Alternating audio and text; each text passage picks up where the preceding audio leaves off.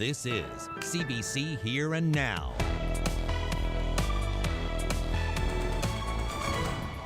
The lake effect snow machine's been turned on the west coast, but there is more snow on the way for other parts of the province. We have 30 new cases of COVID-19 in our province. Effective midnight tonight, I'm implementing a modified special measures order for the St. John's metro area. New restrictions for the Northeast Avalon after the province sees its biggest COVID spike since last spring. And people are told to stay within their household bubbles. We gave him the option of calling this in the summer or in the fall when people had been vaccinated. He chose otherwise, and now, regrettably, the genie of COVID is out of the bottle. Is this the worst-case scenario for an election during a pandemic? Opposition politicians say the election could have waited. Good evening and welcome to Here and Now. I'm Carolyn Stokes. Another major day for new COVID-19 cases in this province. I'm Peter Cowan. Yes, it's the second highest number of cases we've seen since that Coles Funeral Home cluster, with 30 new cases today.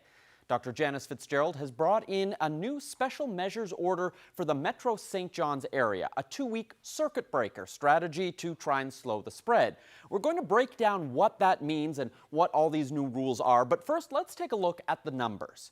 So, 30 new cases, and they're all in the eastern region. 14 of those people are 20 years of age or under. That's important here. 2 cases are people in their 20s or 30s. 5 of the new cases are in their 40s. Now, 6 people are in their 50s, and 1 person who tested positive is in their 60s. Another is in the 70-plus age group.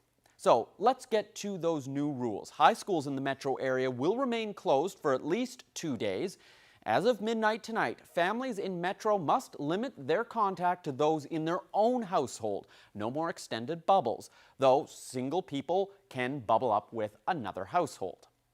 Only recognized businesses or organizations can host groups or gatherings of 20 people or less. So that could include things like funeral homes or religious groups, but people must be distanced, and everything else presses pause for 2 weeks. Here's Dr. Janice Fitzgerald with the rundown. Recreation activities are suspended. Group arts and cultural activities are suspended, including bands, choirs, dance, and music classes. Gyms and fitness facilities, yoga studios, tennis and squash facilities, arenas, dance studios, and performance spaces will be closed. Retail stores, including those in shopping malls, can remain open in accordance with provincial guidelines. Personal service establishments can remain open in accordance with guidelines. Animal grooming facilities can remain open. Restaurants can remain open at 50% capacity, provided that physical distancing can be maintained between patrons at tables, and buffets remain prohibited. Bars, lounges, bingo halls, and cinemas will be closed.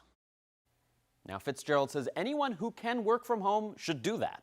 For those working in restaurants, face shields are a no-go. You have to wear a mask to properly protect yourself against the spread.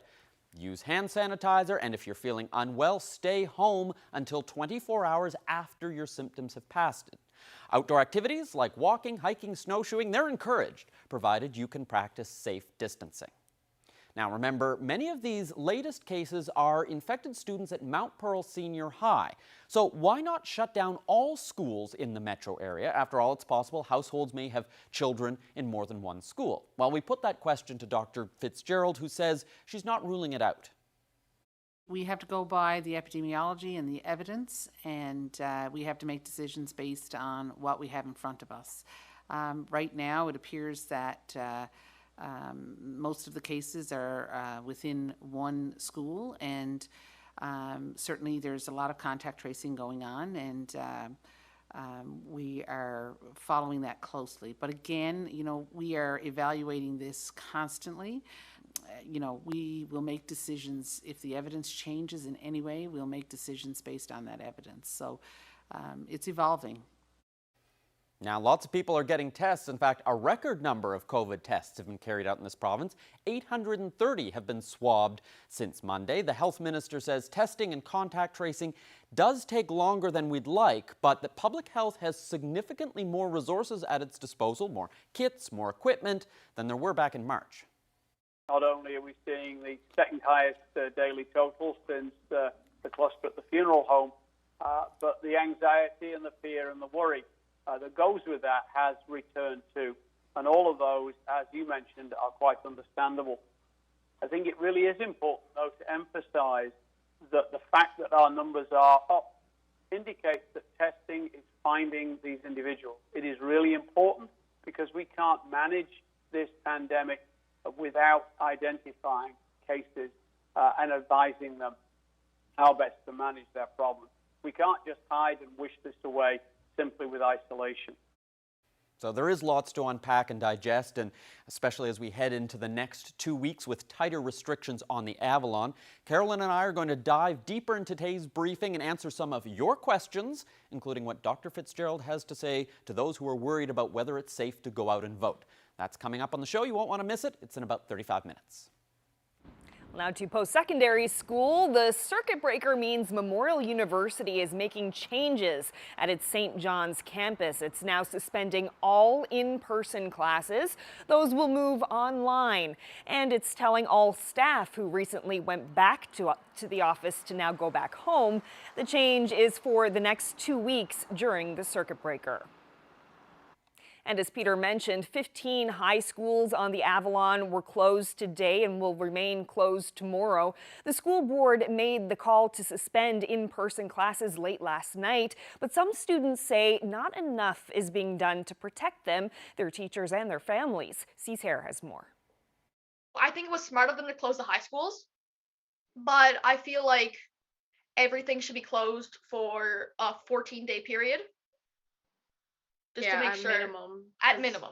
On the left is Caitlin Healy, a grade 10 student at Gonzaga. On the right, her sister Sarah, who's in grade 11 at Gonzaga. Both were staying home anyway, even if the board didn't make that decision to shut down more than a dozen schools on the Northeast Avalon for 2 days.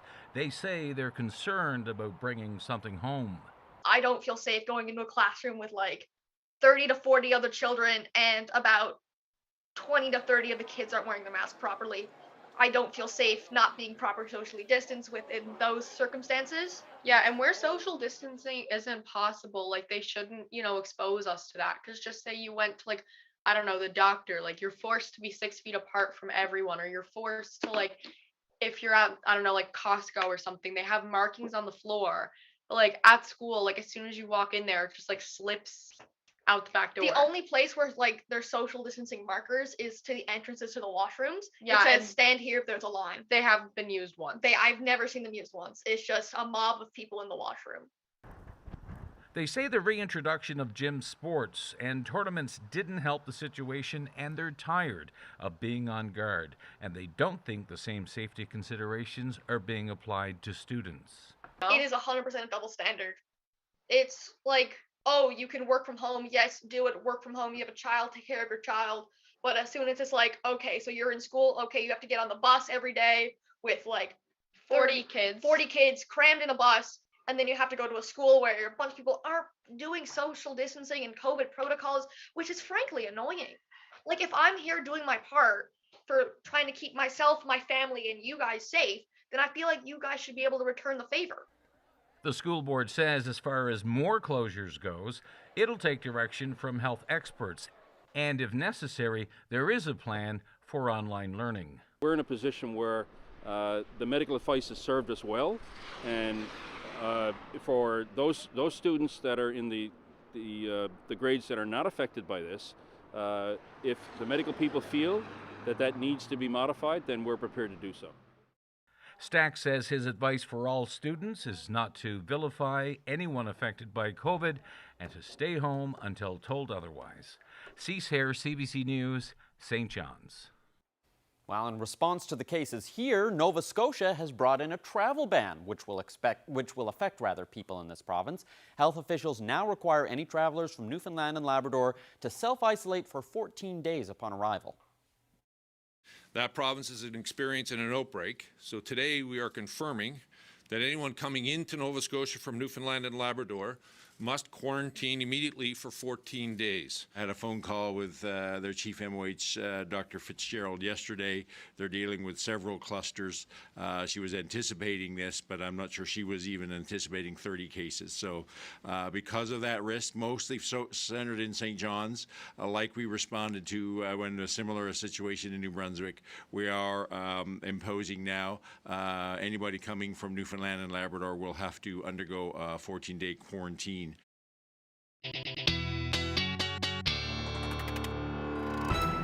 There's been a lot of snow down on the ground for the last 36 hours. Take a look at the numbers. 32 centimeters in Gander, 28 in Corner Brook, but that was as of 7 a.m. That's not including what fell today.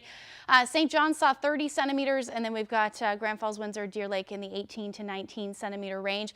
Now, winds have been quite breezy today as well. We've got anywhere from 30 to 80 kilometers per hour, and the winds right now still gusting upwards of about 70 in the St. John's area. We do have wind warnings though for the southern areas of the island. That will end as we head through the overnight tonight, but we are looking at some more snow, like I said, for portions of the northern peninsula and then up through parts of Labrador, but I'll have all that for you coming up.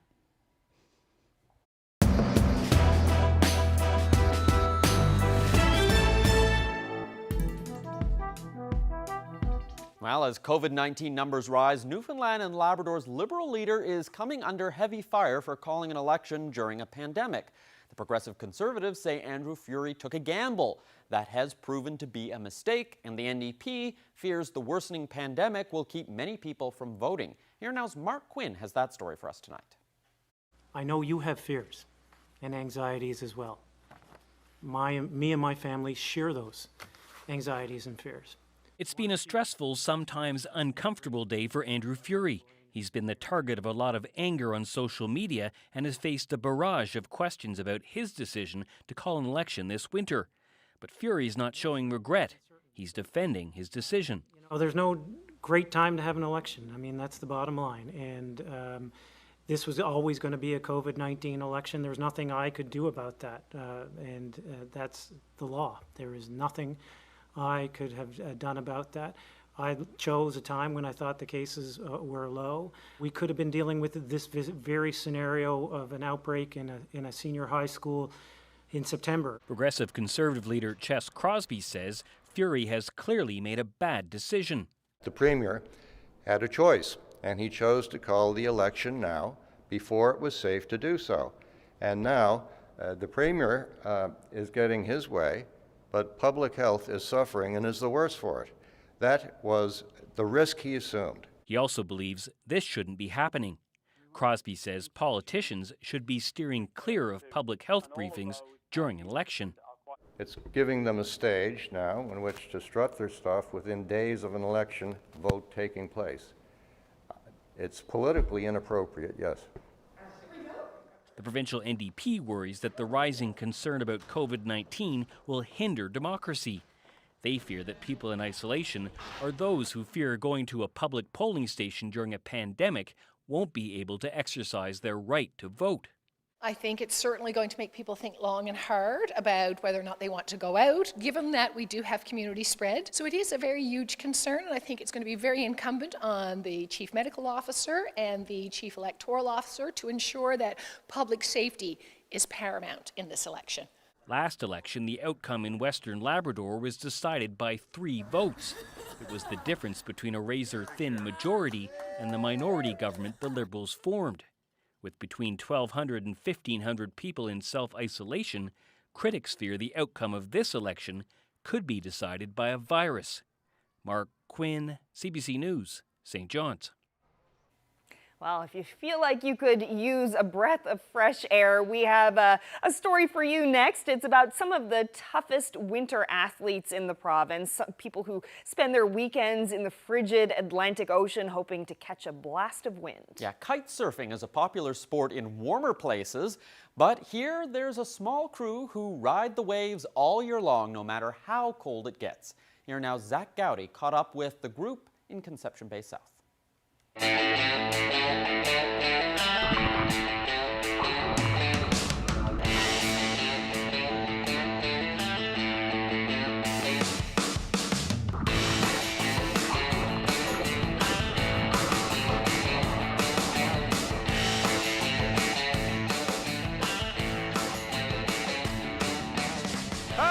I'm Peter, we're about to go kite surfing. I was down south in Florida and I seen two guys ripping by on the beach. I said, that's cool, I want to do that. So I bought some gear online, I came out, I joined this great group of kiteboarders here, and I just took off from there. Yeah, Newfoundland and Labrador is not Florida. Well, it's a lot more gear, for sure, as you can tell, but we definitely have the wind for it, so it's great.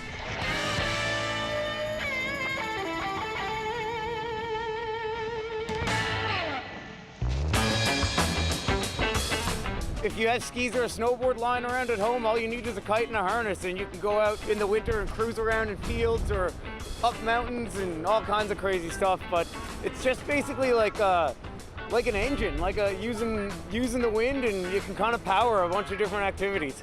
It's actually a lot on feeling. You know, I mean, there's a lot of physics and science behind it, but really you just kind of put your kite in the air, look the way you want to go, and you're in a relaxed position and you just go with it. And these guys are amazing. Like, they're incredibly active, they're incredibly supportive, and they're incredibly tough. Like, where I'm from, we don't do this in the winter. I mean, we'll do it, but on ice or on snow. We're not in the ocean in the winter, so these guys are really tough.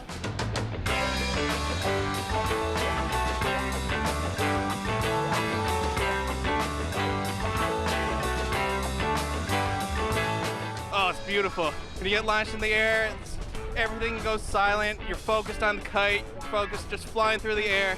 So blissful, so nice.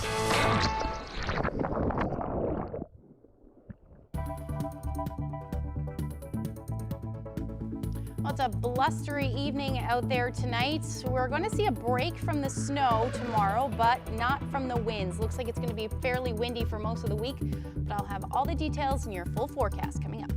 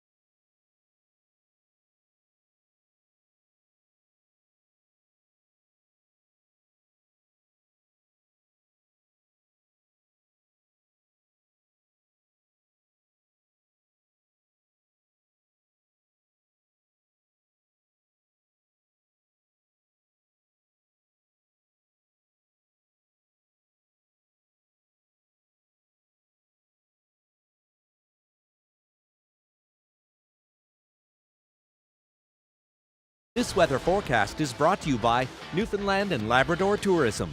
Somewhere out there is a winter with your name on it. Find it now at stayhomeyear.ca.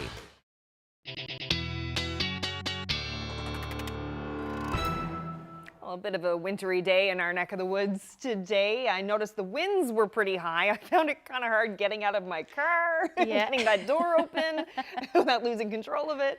Yeah. It's been very windy. We've been seeing winds really gusting anywhere from 60 to 70 kilometers per hour, even excess of that through most of the day today. And that's thanks to an area of low pressure that brought up all of this snow. Let's take a look at that right now. It is pushing further offshore, but you can see some of those lake effect snow bands on the west coast, and then some snow has been continuing through the day for the Avalon and parts of eastern Newfoundland today as well. But that the temperatures have been hovering around the 0 degree mark for most of the day, a little bit cooler for the south and west coast, and then above 0 for parts of Labrador. Certainly along the coast and along the strait, your temperature is about 2 to 4 degrees above the 0 degree mark. Current temperatures have dropped just a little bit, and they will drop for the island as we head through the overnight tonight, down to the minus single digits for most of us. And as far as those snow bands go, there's a little bit closer view. So we're seeing northern portions of the Avalon seeing that snow. And then as far as the west coast goes, the lake effect band should end as we start to see not a great setup as we head through the overnight for that. But the snow will generally continue. Still looking at the potential for flurries along the west coast for sure, but those heavier squalls likely won't be an issue tonight. And then we're looking at southern areas of the island, seeing a little bit of a break as we head through the overnight as far as snow goes, certainly the southern Avalon, but anywhere really for the northern peninsula through to Bonavista North and even portions of the northern Avalon will likely see some flurry activity overnight, and then widespread light snow happening for Labrador as well. Now, the areas in the northern peninsula as well as along the strait is seeing some rain, or did see some rain. That will change over to snow as we head through the overnight tonight as our temperatures drop back down. -4 for St. Anthony and -5 along the strait. So you're looking at about 5 to 10 centimeters of snow overnight tonight. Otherwise, minus single digits, but with these gusty winds, you can expect wind chill values. So if you are planning on heading out for a walk or anything, make sure you do bundle up. -25 the story for Lab City, and then still staying well above where we should be sitting this time of year for portions of Labrador. So here's that snowfall amount. Like I said, 5 to 10 is a good bet. Might see areas locally 10 to 15 for the northern peninsula, as well as portions of Labrador as we head into the early morning hours on Wednesday. And this snow is generally going to continue tomorrow thanks to this area of low pressure offshore. Again, some onshore flurries. The better setup for lake effect will be into the evening hours and generally down for the southwestern portion of the island tomorrow evening. Otherwise, a little bit of a break in the snow. May see that snow continue though for along the northeast coast for the island. And then as far as those winds go, it will stay breezy into the afternoons. We're looking at gusts out of the west or west-northwest anywhere from 60 to 70 kilometers per hour, but we should see some sunshine. However, the temperatures will dip into the minus single digits as our daytime highs for most of the island, -17 for Lab City, and then we're looking at temperatures hovering near 0 for the rest of Labrador, Cartwright, and Happy Valley Goose Bay as well. Again, with periods of snow continuing. So this will take us through to Thursday afternoon. You can see the heaviest snow falling for parts of Labrador, even the northern peninsula, getting into that 30 to 50 centimeter range. This is from essentially tonight through to to Thursday afternoon, and then similar amounts expected up through portions of Labrador as well. Good 15 to 20, even pockets of 20 to 30 are certainly possible. And it looks like this snow is going to continue. Certainly Thursday's when we're going to start to see some periods of snow develop for the island, with our temperatures staying within a degree or two of where we've been sitting or will sit on Wednesday, and then back up to the minus single digits for parts of Labrador, certainly for the west. -7 will be the afternoon high, and then by Friday, temperatures will drop back down again, and then moderating for most of the island. So back down to 0 or -1, but again, staying unsettled, the potential for some snow, maybe even a few peaks of sun for portions of Labrador. And that's because that area of low pressure is finally going to move a little bit further offshore. Taking a look at the next 5 days, hovering around 0 by Friday, like I said, and then dipping back down into the minus single digits, but it will stay unsettled Saturday. Into Sunday, we may see some sunshine or at least more flurry activity, but overnight lows are going to start creeping back down to those minus double digits, it looks like, into next week. For central Newfoundland, flurries pretty much through Saturday. Sunday looks nice at this point for central, but it is looking at those onshore flurries continuing for most of western Newfoundland, minus single digits, and then again minus double digits as you head towards the evening hours. Eastern Labrador, Saturday and Sunday look fairly nice, but again, that big dip in the temperatures certainly into the overnight, back to the potential to flirt with the minus 30s for Western Labrador, but it does look like sunshine for the rest. I wanted to share this photo of Greens Pond just after sunset. Greg shared that one with us, and if you have any weather photos, send them to nlphotos@cbc.ca.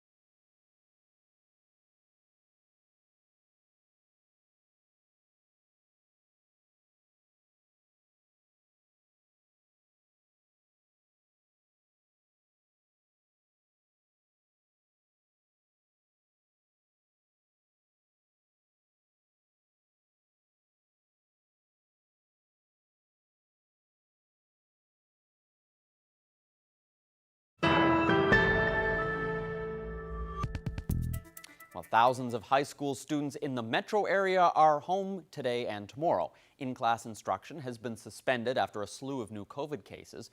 Earlier in the show, Cease Hare spoke with two high school students who are happy about the decision, but say it needs to go a step further. They say COVID restrictions go out the window when you step inside the school. Here's more of that conversation. I still don't feel that 2 days is enough to, like, for the incubation period of COVID-19 is 14 days.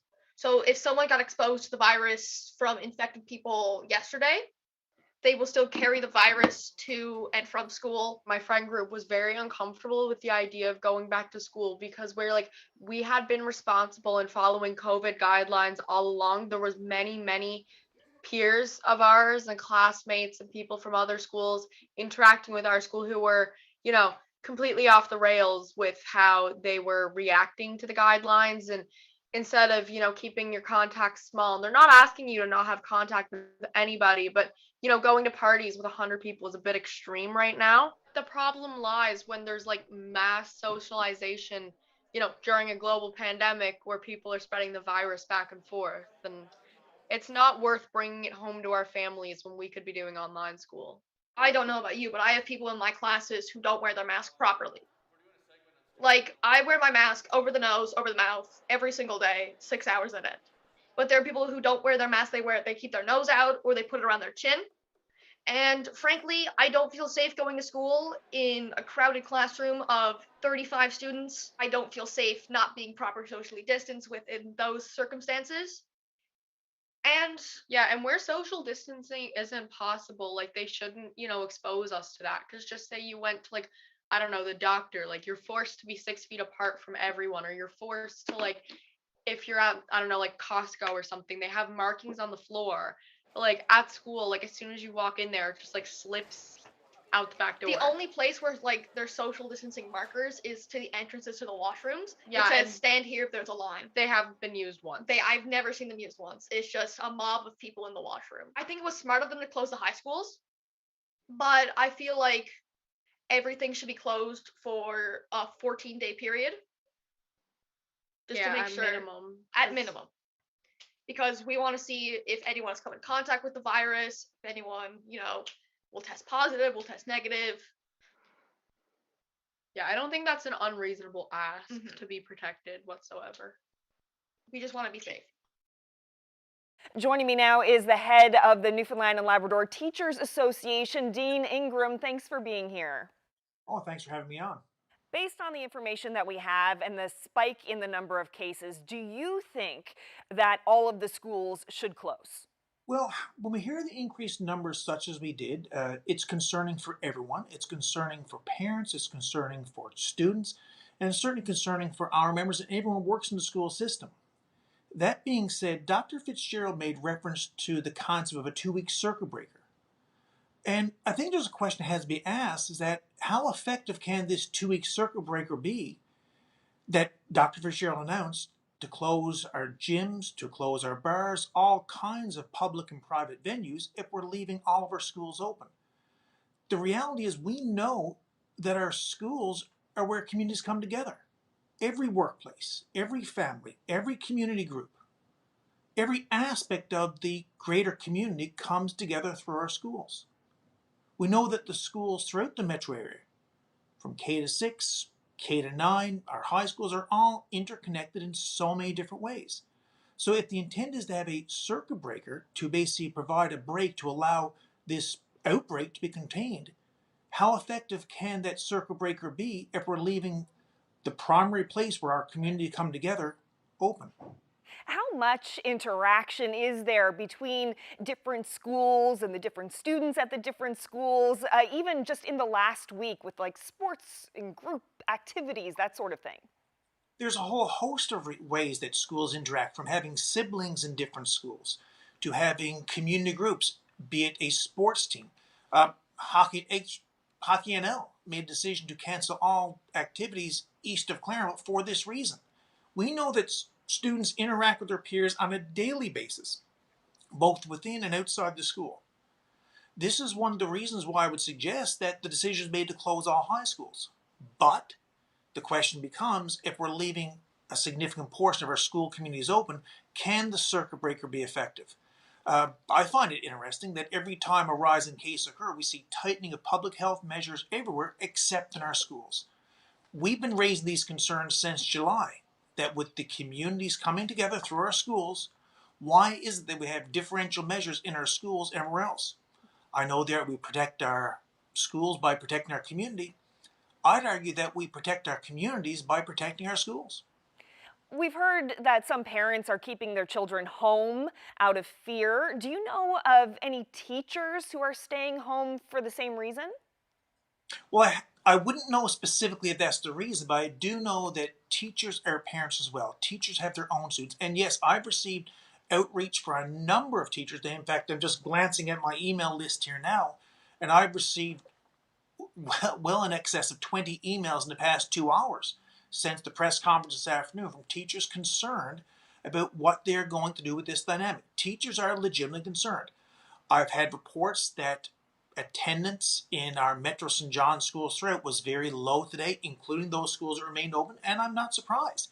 It's a pattern we've seen in every part of the province, be it Deer Lake, be it the Stephenville community, be it the Harbour Breton community, that parents are anxious and they see the discrepancy in measures in our schools and in other public venues, and they are concerned. And out of abundance of caution, a term we've heard used on several occasions, for their own children, parents are choosing to keep their children home. And I'm not surprised. Teachers are torn as well. Okay, Dean Ingram, we'll all be waiting to see what happens next. Thank you so much for being here. Kindly welcome. My pleasure.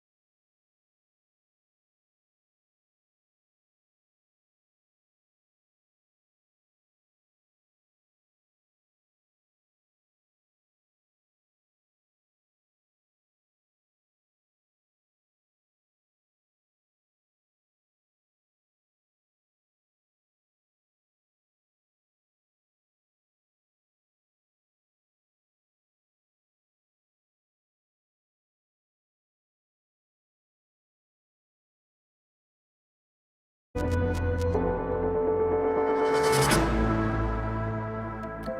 so with new lockdown measures and rising cases, people out there have a lot of questions right now. So let's see if we can try and answer some of them. Peter, you put out a call on social media for COVID-19 questions. So let's start with one about travel. Some people want to know if they're allowed to travel outside their regions, for example, go to a ski hill. So right now, there aren't any rules preventing someone from the metro area from traveling elsewhere. You won't be fined, but at the same time, the guidelines from the Chief Medical Officer of Health say it should only be travel for essential reasons. I think travel should be essential, if possible, and you know, understanding that people have to go to work. People may have to come for medical appointments. There may be other reasons, essential reasons that people have to come into the city. But we would encourage people, to limit their travel to essential reasons. So now that may have an impact on the election. Liberal leader Andrew Furey lives on the East Coast, but has been planning to be in Deer Lake on election night. That's the district that he's running in. Is that considered essential? That's likely work-related travel, but there's obviously some perception issues there. So we'll have to see how that develops and whether or not they reconsider that in light of the latest guidance from the Chief Medical Officer of Health. Okay, so there are new restrictions in place, but the alert level hasn't changed. Why aren't we moving to alert level 3? Right, the alert system was big last spring and summer as we kind of moved through those alert levels, but public health really hasn't been using it much since. Dr. Fitzgerald says what they're trying to do is be more specific. So as they learn where the risks are, they can focus on those areas. Things like group gatherings that have been targeted, for example, rather than saying, just a blanket measure. So that's why, for example, it's only the metro area where we're seeing these new restrictions in place.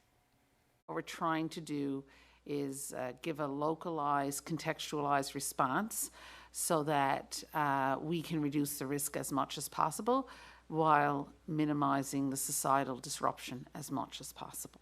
That's our goal here.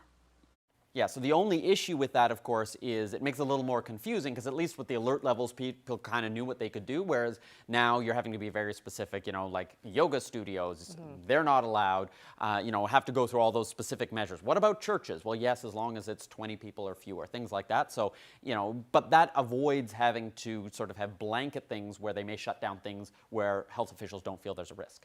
Okay, well, here's another topic. We're hearing a lot of concern globally about the virus mutations. Some people are wondering if this dramatic spike in cases could be caused by one of those highly contagious variants. What did we hear about that today? They've been testing for it, and so far those tests have been negative. But what we heard today is they're essentially behaving right now as if that strain is already here as they're making their new measures. We behave as if right now we have the variant. That's just kind of the mindset we have to go with. We haven't to date had any cases of the variant here, and the spread that we're seeing is not in keeping with what we've heard to be, typical for the variants. So we have certainly sent specimens related to this outbreak to the National Microbiology Lab for further assessment. So now the issue is there is a delay in getting back those results because we can't do those tests locally right now. It has to go to the national lab, so they've got to ship the sample there, and that lab is busy because there are lots of places in the country that are doing these tests. So it's not a quick response. The province is actually building its own capacity to do this genetic testing locally. So we heard earlier it'll likely be up and running in the next few weeks, and so that would be good news so that as we see those new cases, they're able to do that testing and figure out whether or not it is the new variant or whether or not it's just the run-of-the-mill COVID that has been circulating so far in this province. Right, and something else on people's minds, we've touched on this a few times in the newscast tonight. Of course, Election Day is this Saturday. People are being told to stay home as much as possible during this circuit breaker time. So is it actually safe to go out and vote? Yeah, and we're still waiting to find out how Elections Newfoundland and Labrador is going to respond to this. The Chief Electoral Officer was actually meeting with Dr. Fitzgerald late this afternoon, reviewing these sorts of measures. They did anticipate this. There were already sorts of measures in place. I know I went and voted in advance polls on Saturday, and they had yellow dots on the floor to keep you 6 meters apart. There was hand sanitizer at the entrance, so you could put that on when you arrived, and of course everyone was wearing masks. So she's saying it's not any higher risk than going to the grocery store right now. I think in a polling station that's well run, that is paying close attention to the rules and ensuring that there's physical distancing and lots of hand sanitizer around and that people are wearing their masks, I think you're not looking at any higher risk in that situation. So one of the questions here is, are they going to put off the election? And we know from Elections Newfoundland and Labrador, they're looking at options. So they've already said they're not going to do this on a province-wide level. So don't expect for, if you're in Labrador on the West Coast, Election Day is going to stay Saturday. But what about the districts on the Northeast Avalon? Should they, in fact, delay it? Normally, there are provisions to do that. Normally, it's because of things like weather or a snowstorm. How long do you delay it? They're still trying to figure out whether or not that makes any sense. And so we are expecting to hear tomorrow from Bruce Chalk, the head of Elections Newfoundland and Labrador. I already got an interview booked with him, so we'll have some more answers for you tomorrow night. But the other key thing is there are 1,200 to 1,500 people in isolation right now. So how are they able to vote? Because, they didn't expect that they were going to be in isolation, so they may not have ordered a mail-in ballot or done the advance polling on Saturday. That is also something that's in the works right now, that they're trying to figure out how to accommodate those people. Other provinces, we saw New Brunswick did drive-by voting, so you could drive up in your car if you were in isolation. They'd give you a ballot, you fill it out, you pop it in the box, and they can do that distanced. We saw in BC they had phone-in voting. So there are other provinces that have managed to navigate this during a pandemic. So the issue is Elections Newfoundland and Labrador is now looking at that, and I don't think anyone was expecting to be dealing with this just a couple days before Election Day. It's a big pivot to make, so we're going to have to wait till tomorrow to see how they're going to make that pivot. We'll also have to find out tomorrow if there are more cases. Dr. Fitzgerald said that inevitably there will be more cases, so we could see more people in isolation. So still a lot of complications, a lot of questions to be answered about all this. Yep, a pandemic is complicated for so many reasons, and election is just another one of them.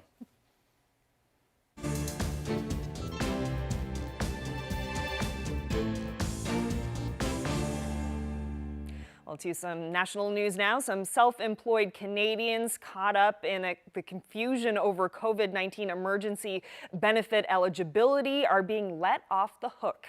People who accessed CERB based on their gross income instead of their net income, as long as you meet the other eligibility criteria, you will not have to return those CERB payments. Now, those who already repaid voluntarily will see the money returned to them. Late last year, CRA sent letters to more than 440,000 Canadians telling them they may not meet the criteria and would need to repay those benefits. The confusion was around whether or not a person's required income, $5,000, was before or after taxes. Well, soon all non-essential travelers coming in, even through a land border, will need to show a negative COVID-19 test. As of February 15th, when you return to Canada through a land border, you'll need to show a 72-hour PCR test, just like for air travel. The Prime Minister says legally Canadians can't be turned away at the border, but those who show up without proof of a test could face fines of up to $3,000. Air travelers are already required to show proof of a negative PCR test 3 days before their flight back to Canada.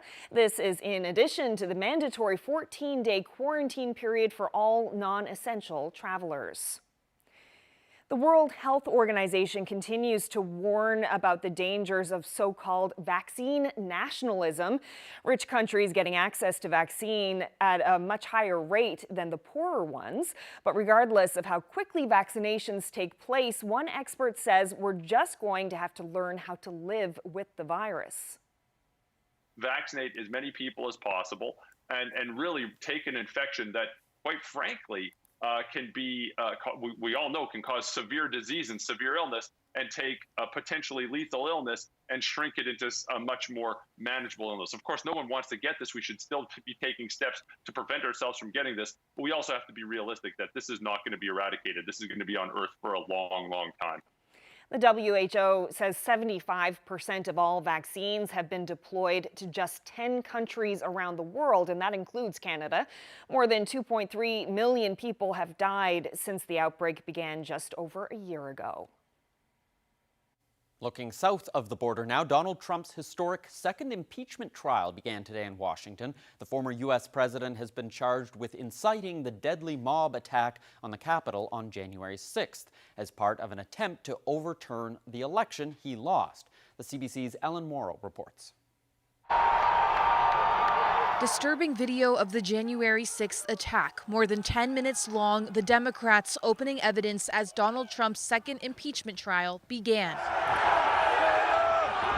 Reminding senators of the chaos they lived through, the violence carried out by pro-Trump extremists. We will stop the steal. The footage interspersed with Donald Trump's speech that day, directing the mob to the Capitol. We're going to walk down and I'll be there with you. Telling them if you don't fight like hell, you're not going to have a country anymore. This cannot be the future of America. We cannot have presidents inciting and mobilizing mob violence against our government and our institutions because they refuse to accept the will of the people under the Constitution of the United States. Trump was impeached over the attack before leaving office, the only president to ever be impeached twice. The Senate trial now underway, the first ever for an ex-president. After a betrayal like this, there cannot be unity without accountability.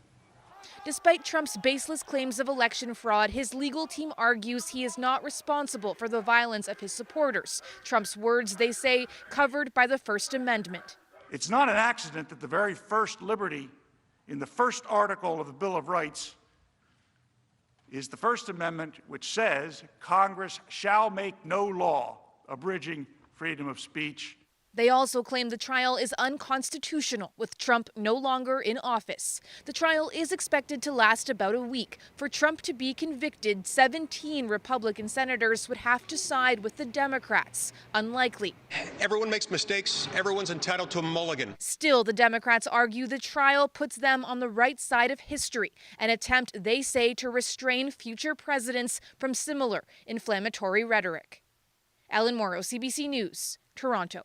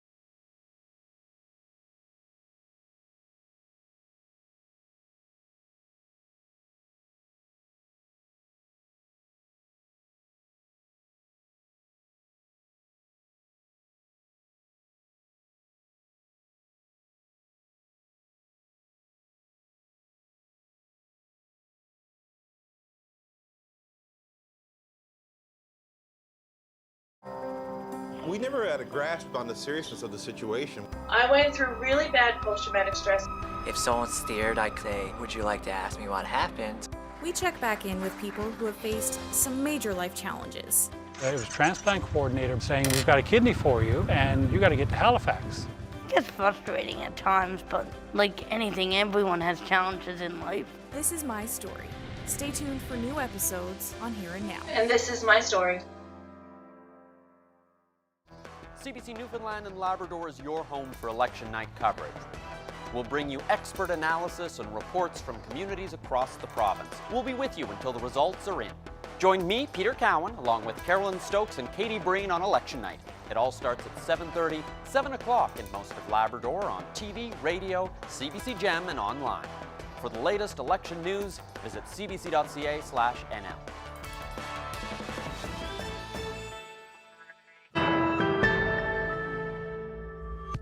A silver lining for folks caught in the grips of an extreme cold snap that we told you about last night in the prairies. Wind chills of -55 in some areas, but they were treated to a spectacular light show right outside their window.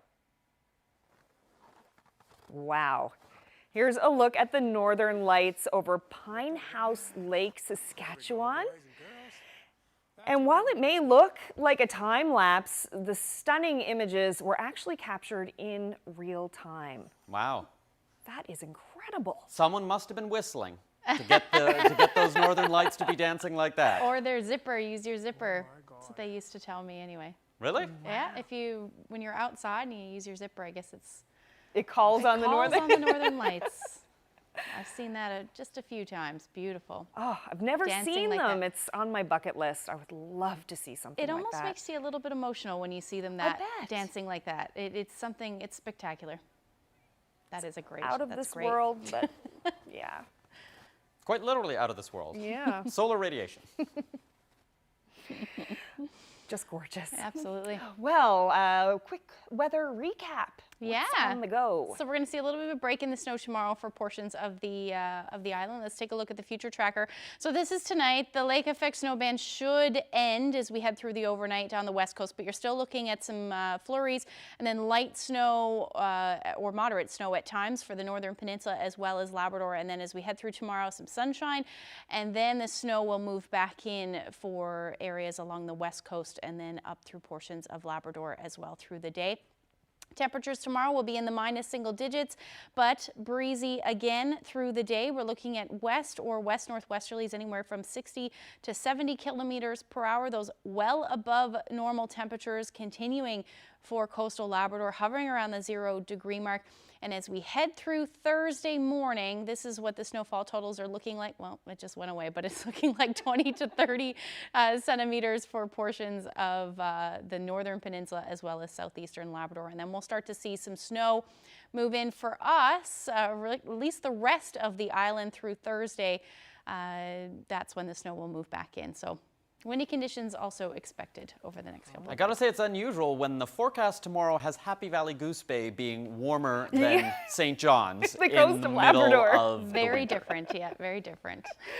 Yeah, for sure. Well, thank you so much, everyone, for joining us tonight. I hope you can join us again tomorrow.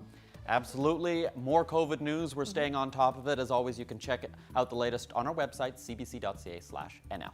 Have a good night. Good night.